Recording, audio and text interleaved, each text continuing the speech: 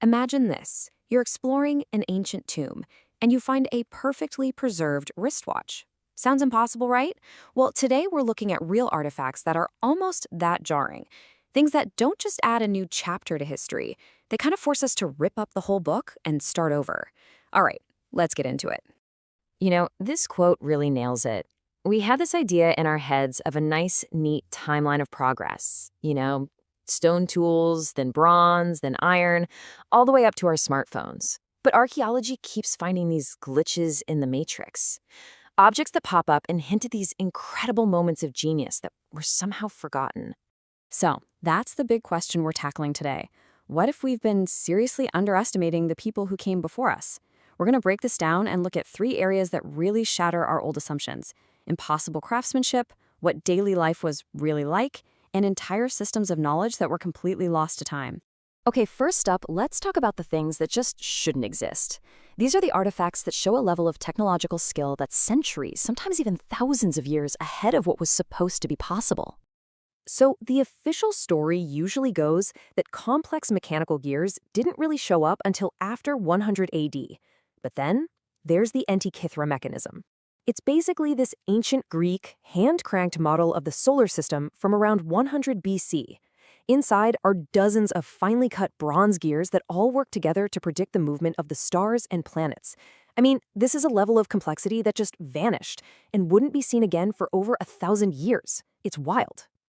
All right, let's switch gears to fashion. 5,000 years old. Just let that sink in for a second. That's the age of the Tarkan dress, which was found in an Egyptian tomb. And to give you some perspective, this one piece of clothing is older than the Great Pyramids. And this wasn't just some stiff, ceremonial robe made for a mummy. No way. The details tell a totally different story. You can see these elegant, tailored sleeves, a V-neck, and finely pleated linen. And get this, there are even signs of wear and tear under the arms and along the seams. This was a real garment, a piece of high fashion that someone loved and wore. It shows us that incredible craftsmanship was part of everyday life way earlier than we thought. Now check out this 5,000-year-old battle axe. The sheer dedication it took to make this thing is just monumental. Imagine trying to do this. You have to start with solid basalt, a super hard rock. Then, using primitive tools, you somehow drill a perfectly symmetrical hole through it. And after all that, you spend days, maybe weeks, polishing it with sand until it shines like a mirror. So you gotta ask, why? Why go to all that trouble? Well, here's the kicker. These axes show almost no signs of ever being used in a fight. The best theory we have is that it wasn't a weapon at all. It was a symbol. Picture this. During a ceremony, the sun hits that perfectly polished surface and reflects right onto the owner's face, literally showing everyone their divine connection. Okay, so this amazing sophistication wasn't just for fancy axes or dresses. Some of the most exciting new discoveries are completely changing how we picture the daily lives of ancient people, from the houses they lived in to how their whole society was structured. When you think of an ancient Egyptian home, what comes to mind? Probably a simple one-story mud hut, right? Well, prepare to have that image totally shattered. Archaeologists digging in Egypt found entire neighborhoods of 4 to 5-story tower houses from the 7th century BC. We're talking about ancient apartment buildings packed into dense city streets, complete with grain silos on the ground floor, living spaces above, and even rooftop terraces. This isn't a sleepy village, it's a bustling metropolis. Now let's jump even further back in time, 9,000 years, to one of the world's very first cities, Çatalhöyük. For a long time, it just looked like a chaotic jumble of houses all stuck together.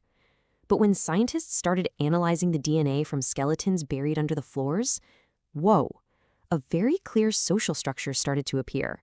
It turns out it looks like everything revolved around the women. Family was traced exclusively through the mother's line. You'd find a grandmother, her daughter, and her granddaughter all buried together in the same house. The men? Nope, they weren't part of that pattern. And listen to this, the most valuable gifts, like precious stones from all the way in Afghanistan, were buried with infant girls. It's like this society was investing in its future female leaders.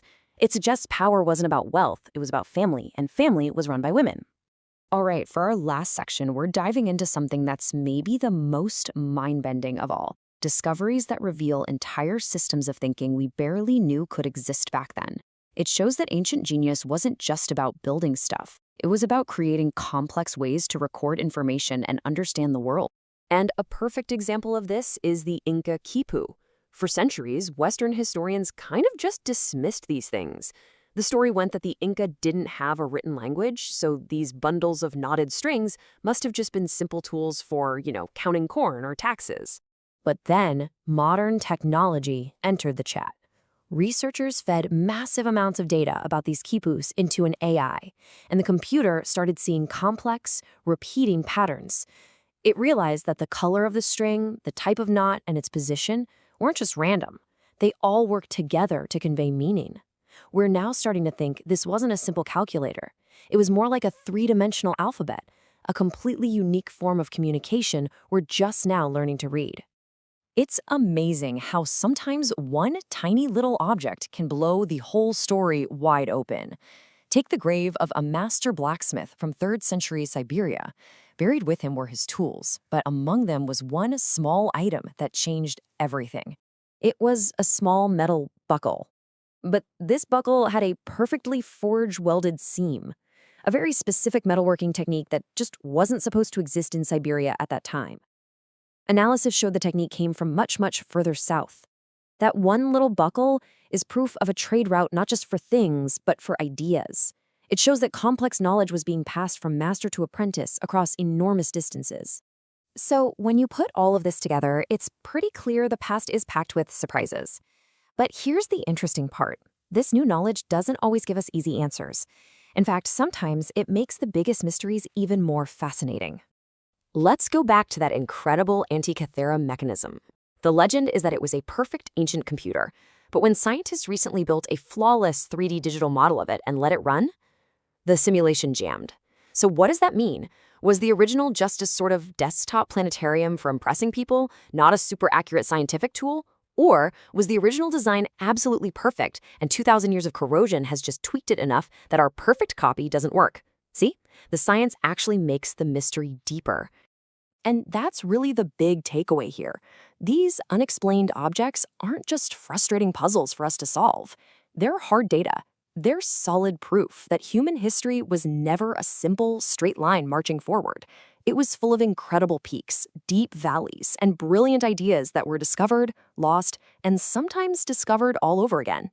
What these artifacts really paint is a picture of the past as a complex, messy, brilliant, and incredibly diverse web of innovation. It's a reminder that there are many different ways to be a genius. Which, of course, leaves us with one final, very exciting question. If just these few objects, many of them found completely by accident, can so radically change the human story, just imagine what else is still down there, waiting for us, right beneath our feet.